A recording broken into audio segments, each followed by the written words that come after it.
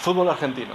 ¿Qué nos han aportado de bueno y no sé si de malo los muchos futbolistas argentinos o preparadores argentinos que han pasado por nuestro fútbol? Cuando hablamos de la influencia del fútbol argentino en el fútbol español, debemos remontarnos a los orígenes, cuando realmente existían escuelas diferentes de fútbol y el fútbol argentino era enormemente diferente al fútbol europeo. Estamos hablando de la época del fútbol potrero, que dicen ellos, del fútbol casi callejero, un fútbol físico, un fútbol de defensas contundentes, en las que no se andaban con chiquitas, aplicaban el hacha, que dicen los porteños, que es la zancadilla sin más ante el atacante, un fútbol de pase corto, un fútbol individual, con mucho regate, gambeta, que dicen ellos.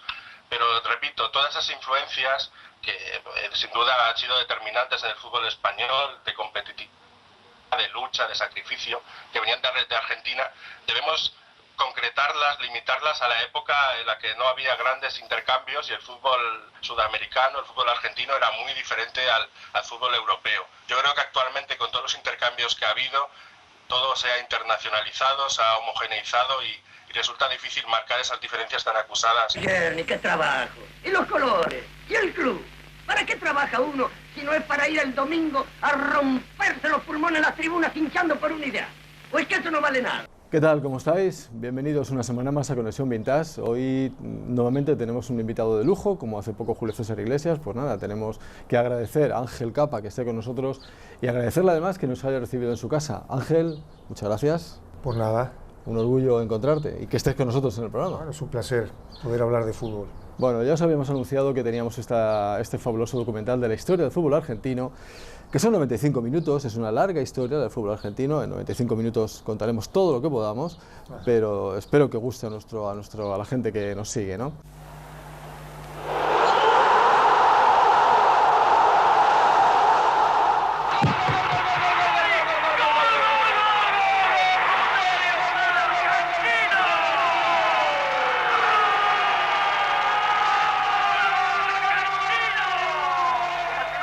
Mis sueños son dos. Mi primer sueño es jugar en el Mundial y el segundo es salir campeón.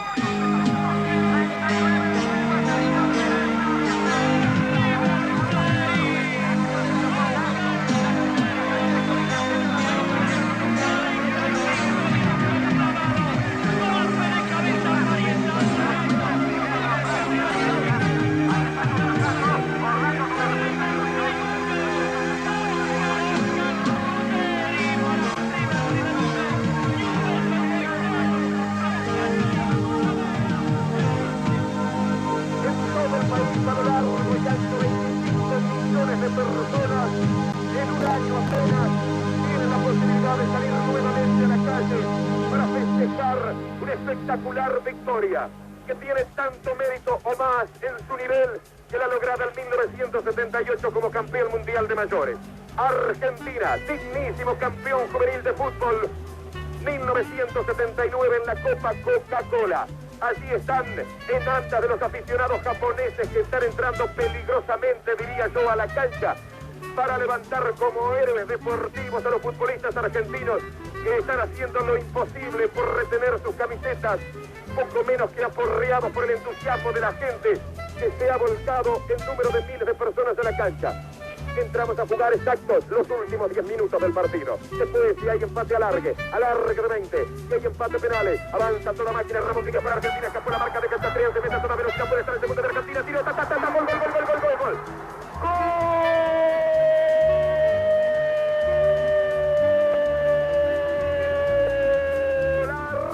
Argentino Ramón Díaz, el número 9, el goleador del... Para mí el fútbol es una pasión, es mi vida.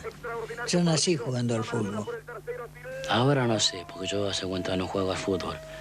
Pero para mí, con el momento que jugaba, era alegría y vida. Y verdaderamente se siente. El fútbol es una cosa lindísima. Es una sensación que uno siente cuando entra a la cancha. ¿Qué sé yo? Es todo. El fútbol para mí fue todo. Yo...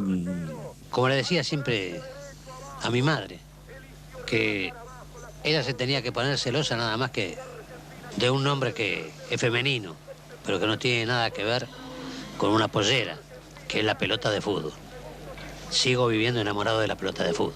Cuando yo empecé a jugar al fútbol en la Argentina, en los vestuarios había digamos, un póster de una pelota y decía, trátela con cariño. Es decir, la pelota es como si fuera algo femenino. Pero el balón no tiene el mismo derecho a ser tratado con cariño. El balón es masculino. Ya. Entonces, trátelo con cariño, también se podría, pero la pelota tiene algún significado femenino.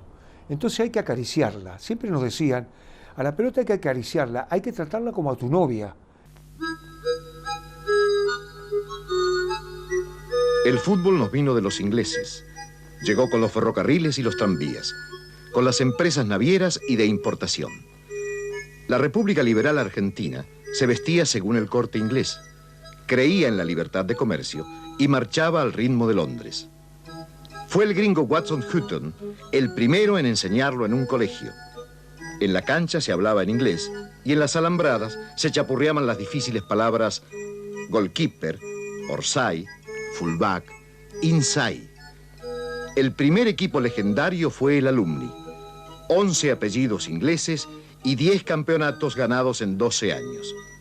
Luego, como resultado de un país de inmigración, los nombres se fueron mezclando. Juan Scursoni, jugador de aquellos años, nos Entre cuenta. ellos estaban los 5 hermanos Brown, que jugaban en el Alumni, José Buruca Laforia, que era el arquero, un petizo que jugaba con sombrero chambergo. Los jugadores formados en la mayor parte por descendientes de ingleses. Y muchos de ellos eran incluso marineros de barcos ingleses, formaban parte de la tripulación, que venían al puerto de Buenos Aires a cargar las carnes de los frigoríficos y recién los domingos venían a la canchita de fútbol a aquellos titulados ingleses locos, porque además usaban pantalón corto. Y entonces era una vergüenza que el hombre grande mostrara las piernas.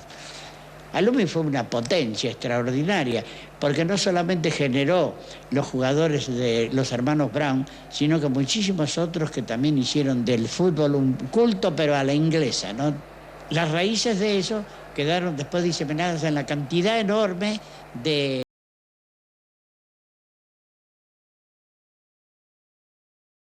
Se habían hecho las... Porque había pueblos del interior que tenían la estación del ferrocarril y la cancha de fútbol y nada más, el resto eran estancias.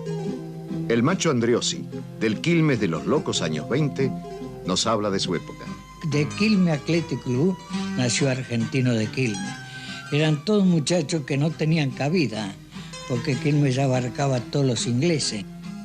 Pero ¿quién lo implantó el fútbol? Nosotros, que empezamos jugando con una loneta alrededor de la cancha, con 2 alambres en los costados y nadie entraba. Siempre me acuerdo de esa palabra grandiosa del inglés Jordan, decía, muchachos, afuera la potrera, afuera la potrera. Entonces, porque íbamos a entrar nosotros a jugar. Racing, se puede decir, famosa academia, tuvo grandes jugadores. Siempre me acuerdo de esa línea famosa que había antes. Un Perinetti, un Ochoa, un Marco Vecchio, o Zabaleta, Hospital, Rey. ¿Quién lo paraba?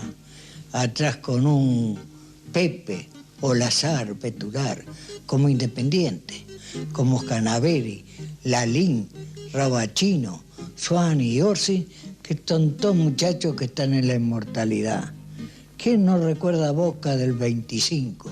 Ese famoso equipo que fue a Europa, hizo tabla rasa, habrá perdido alguno, pero dejó el prestigio argentino que nadie lo conocía en Europa como un privilegio para la nación argentina. El argentino se caracteriza, y que fue muy criticado en aquella época, por ser un chupón, es decir, por tener la pelota y empezar, le gustaba más la pelota que el juego y que el equipo. Y que eso contradecía al estilo inglés, ¿no? El estilo inglés muy colectivo, muy franco, muy directo. Sin embargo, el jugador argentino se entretenía y se deleitaba con la pelota. Ahí comenzó a cimentarse poco a poco el estilo, la identidad del fútbol argentino. Hay una una página muy ilustrativa en una novela de Sábato, sobre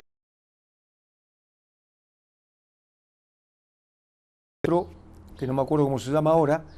Dice, no te entretengas con la pelota. Dice, pasame la pelota en profundidad que yo voy y hago el gol. Efectivamente, cuenta el libro que el otro le pasó la pelota, hizo el gol y viene corriendo y le dijo, ¿viste que era así? Y el otro dice, sí, pero yo así no me divierto. Sí, así se fue estructurando el estilo del fútbol argentino, ¿no? Los años pasan. Pancho Barallo, el goleador de Boca de hace 60 años, recuerda. Anteriormente había otros jugadores, Monti y de Sumelsú, jugadores viejos que yo me recuerdo de ellos bien. Había jugadores en Gimnasia donde yo me inicié que era Scarpone, Bachi, Morgada y Curel. Adelante una línea de fuego famosa que fue en ese tiempo, que era Sandoval, Arrillaga, Revelo, Cito y Mandile. Le estoy hablando de la bordadora, fue un gran inside izquierdo o inside derecho.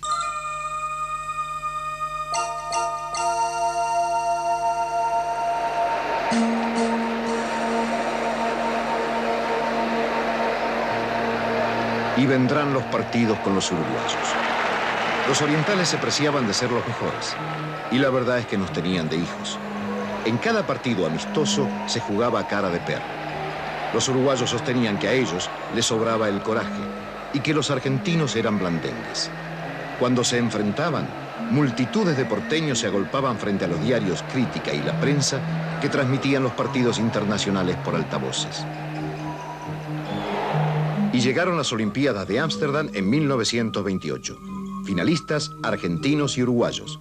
Fue la gran final. Como siempre, los argentinos jugaron mejor, según escribieron nuestros cronistas. Pero ganó la garra uruguaya, 2-1. Y anda a cantarle a Gardel. Para consolarnos, los argentinos dijimos, ha triunfado el fútbol rioplatense. Ganaba casi siempre Uruguay. Hay un dicho también muy curioso que dicen que domina Argentina, gol de Uruguay. Parece ser que Argentina era el que manejaba la pelota y Uruguay el que ganaba los partidos, ¿no? Sí.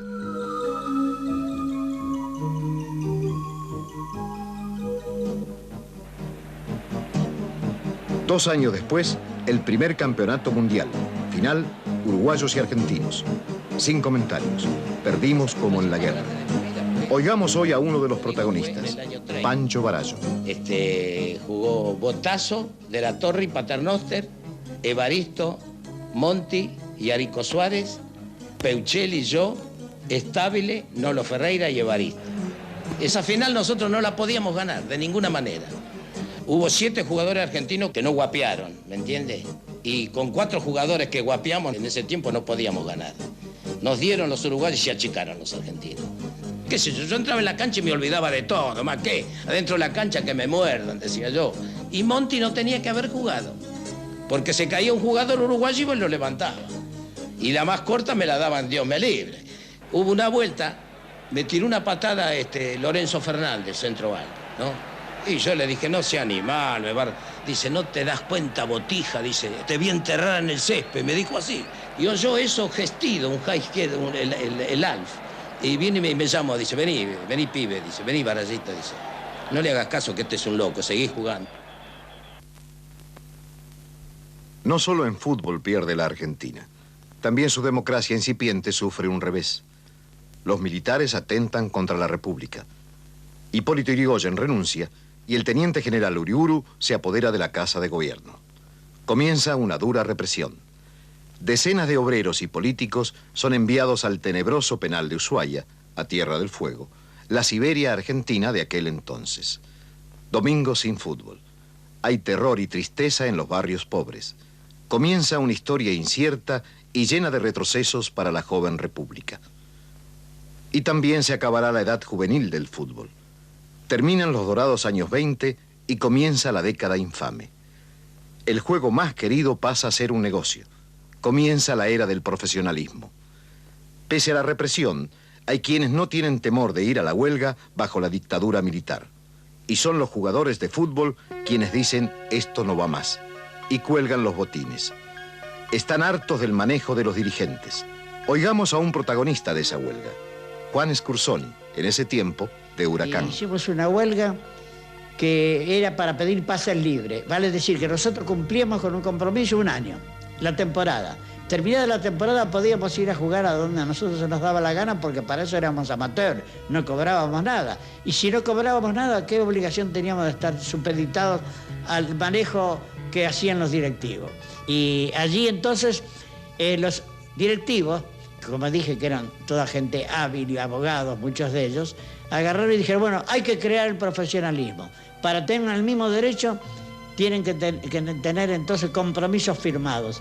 Y hay que firmar un contrato con cada jugador. Y ahí fue donde surgió el famoso jugador Carlitos Peuchele, que por 10.000 pesos en aquel entonces fue la sensación tremenda de haberse vendido el primer jugador de fútbol en la Argentina. Para nosotros el gran maestro se llamó Carlos Peuchele. Digo nosotros porque nombro Moreno, Labruna, Muñoz, Lustó, Ricardo Bagui, Eduardo Rodríguez, todos los que nombro, les debemos y les debieron algo a Carlos Peuchele y a Renato Cesarini también.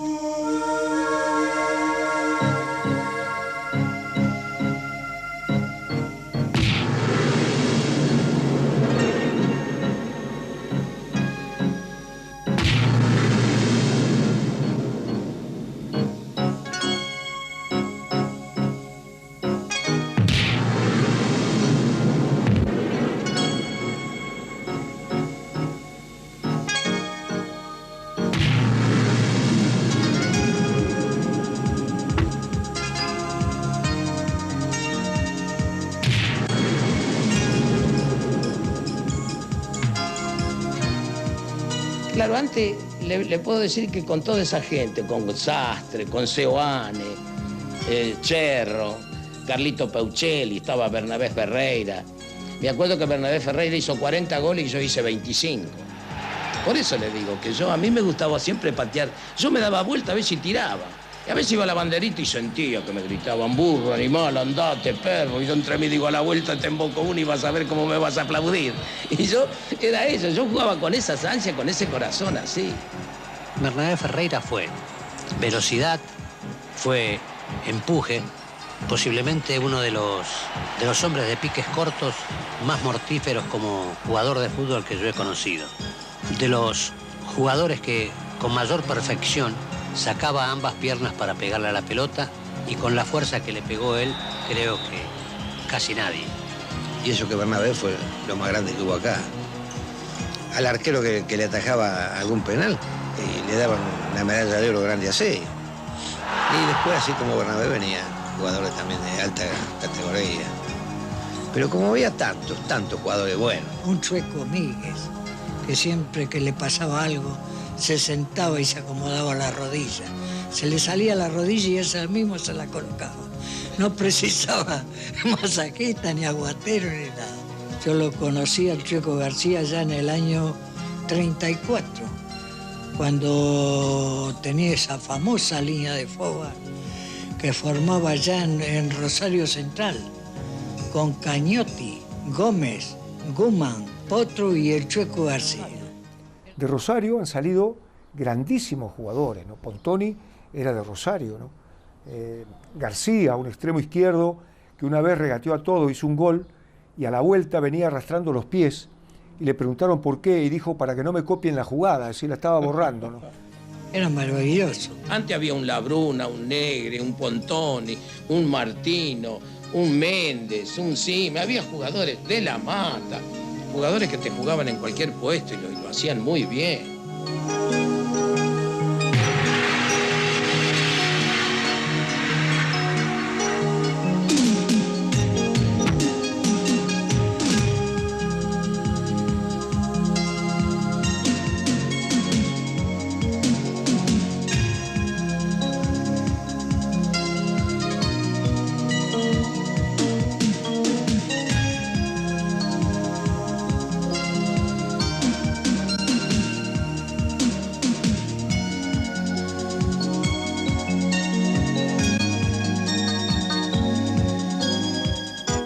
La máquina se le llama a Muñoz, Moreno, el que habla, Labruna y Lustó. Pero teníamos el respaldo de Bagui, de Ramos, de Rodolfi, de Diácono, de jugadores del Zurdo Rodríguez, de Luis Ferreira. Entonces, de ahí que entiendo que algo injustamente se le puso la máquina por los delanteros. Creo que la máquina fue todo el equipo. Es una ocurrencia grande de Ambrosio que le dice a Pauseri, que era el técnico, le dice, Carlos, dice, poner un poco a este pibe que está esperando ahí, no juega nunca, ponelo en lugar mío. Y el pibe era Lustó, ¿me entiendes? Y entonces jugaba Muñoz de buen derecho. Y cuando lo puso a Lustó, el mono de Ambrosio, chao, se borró, no jugó nunca más. Pero eran tipos que jugaban de memoria. Se chiflaban, Moreno y Lustó se chiflaban para hacerse los pases. Ey, usted lo veía a Moreno que le chiflaba, el otro se la daba, era una cosa loca.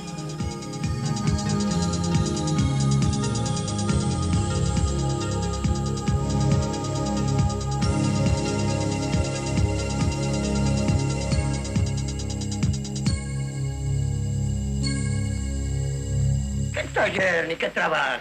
¿Y los colores? ¿Y el club? ¿Para qué trabaja uno si no es para ir el domingo a romperse los pulmones en las tribunas hinchando por una idea? ¿O es que eso no vale nada? Domingos de fútbol, la diversión de los barrios. Se comían rápidamente los tallarines de la vieja y se iba a la cancha. A los pibes se le compraba un naranjín y la revista Alumni para descifrar la clave con los resultados de los otros partidos. Todavía no se conocían las portátiles. El auge del fútbol argentino, también en el año 30 con Independiente, con Erico, de la Mata, Erico, Sastre, que eran ídolos de Alfredo Di Stéfano. Erico fue, lo ha confesado él, era el ídolo de Alfredo, ¿no? Pero en realidad en los años 40, con la máquina de River, con Muñoz, Moreno, Pedernera, Labrún y Lustó, que después jugó también Di Stéfano en ese equipo, a partir de ahí comienza el gran auge del fútbol argentino, que coincide con el gran auge del tango. En los años 40 hubo grandes orquestas de tango, grandes autores, Discepolo, Mansi, Troilo, Pugliese, y fue todo junto, ¿no? También el fútbol argentino apareció en su gran esplendor. Venga del aire del sol, el vino de la cerveza, cualquier dolor de cabeza se quita con un genio. LR3, Radio Belgrano de Buenos Aires, la broadcasting que marca rumbos. Y ahora, señores, la nota deportiva en nuestro Teatro Relámpago Federal. Pinta la escena una cancha de fútbol. Tras el verde esmeralda, el fondo polícromo de la multitud. En la gramilla, 22 voluntades tras el esférico. Emoción profunda en la garganta. Alegría, temor, esperanza. Y esa emoción tiene ya su marcha, señores. La marcha del fútbol, de Poyper y Romero. Canta Roberto Mayra, en la gran orquesta del maestro Francisco Canaro.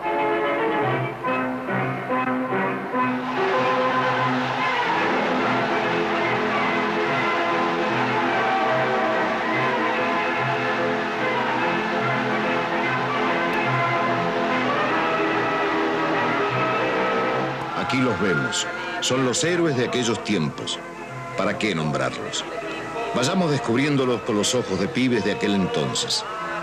Figuras que unían en las tribunas a payucas y porteños, a tanos y gallegos, a judíos y turcos, a polacos y alemanes, a anarquistas y socialistas, a radicales y conservadores, a rebeldes y sometidos. Los gritos de gol en la tarde del domingo por las calles del barrio pertenecen a los ecos del recuerdo y la nostalgia, como la barra de la esquina, la noviecita, la madre que espera, las glicinas de los patios y la madreselva de las tapias.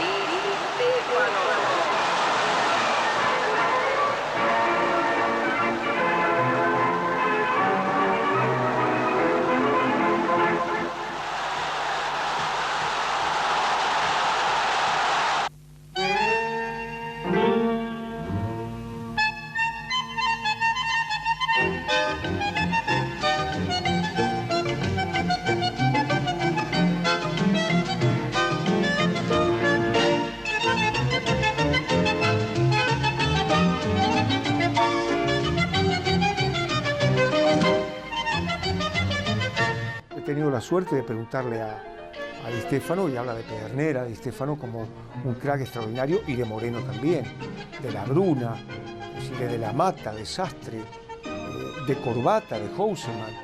Hay jugadores que han sido extraordinarios, ¿no? Yo he visto a Houseman, a Corbata no lo he visto.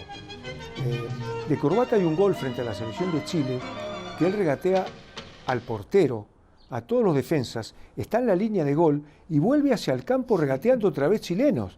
Y después vuelve y hace el gol, que es una cosa que la gente... Era el estilo del fútbol argentino. Eso se le llama chupar, ¿eh? Claro, eso era Oreste Omar Corbata, que era un crack, más que Angelillo, Sibori.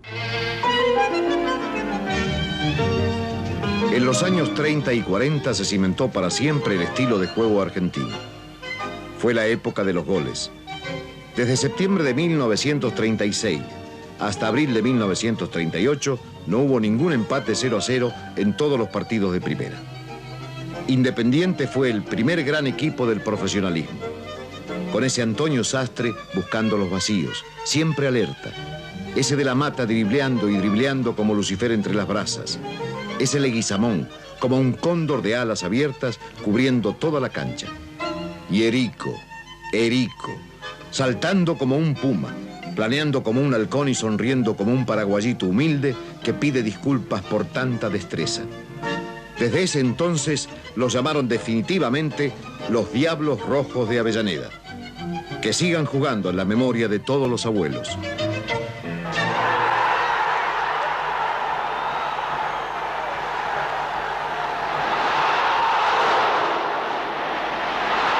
Pero la dirigencia del fútbol seguía en manos de muy pocos.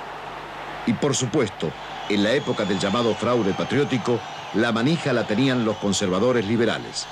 Y ocurrían cosas muy raras. En 1934 se creó la Asociación del Fútbol Argentino y se sentaron las bases para que hayan equipos grandes y equipos chicos. Los grandes tuvieron 3 votos, los chicos 1. Nació así la oligarquía de River, Boca, Independiente, Racing y San Lorenzo. Equipos que ganaron todos los campeonatos durante 33 años.